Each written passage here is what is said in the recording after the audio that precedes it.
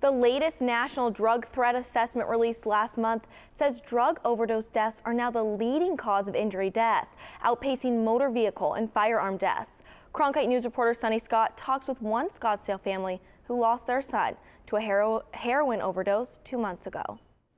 The Federal Drug Enforcement Administration reported last month that heroin overdoses are increasing at a far faster rate than those associated with other illicit drugs, a pattern likely to continue because heroin is relatively cheap, easy to get, and highly addictive. He was just full of energy all the time. It kept us on our toes. He pushed things to the limit all the time. He had a presence about him, and people were drawn to him.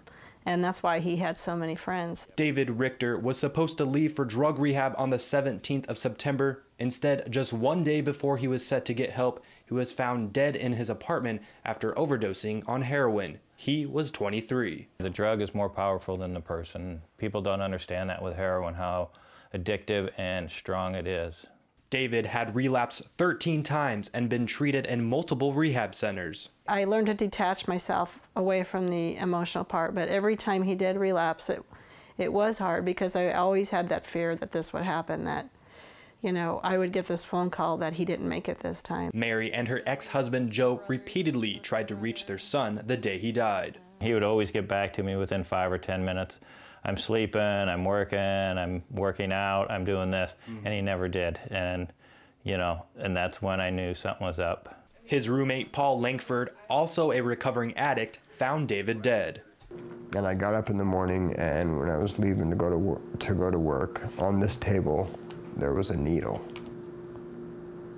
And so I just went, you know, I just left it, I went to work. And about 9 o'clock, 9:30, I started calling him every 20 minutes. He decided to go back home and check on him. And so I walked up the rest of the room and I looked to the left, and laying halfway out the bathroom door, David was there on his back. CORIN, for his girlfriend, says he was shooting up the night before. I think I was somewhat frustrated because he'd just been up all night, and it was just a hard thing to see. It was a hard thing to see him like that. It hurt my heart to see him like that. And, but I know I kissed him goodbye, and I left for work. I'm gonna miss him every day. Paul says he and David were best friends, going to concerts and doing anything to live a sober life. I've never had a friendship like that with anyone. I've never been as close to anyone in my life as I was with David.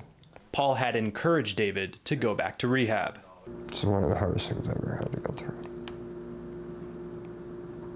CORIN and David met through mutual friends at a Heroin Anonymous retreat. He would always unintentionally do things that just made me happy. He left notes on their bedroom wall and on the kitchen chalkboard. He wrote this for me the Monday before he passed.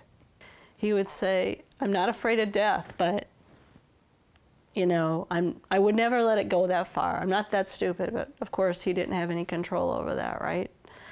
Clips from this video, provided by his mother, chronicle David's life, one of hundreds of lives in Arizona lost to heroin.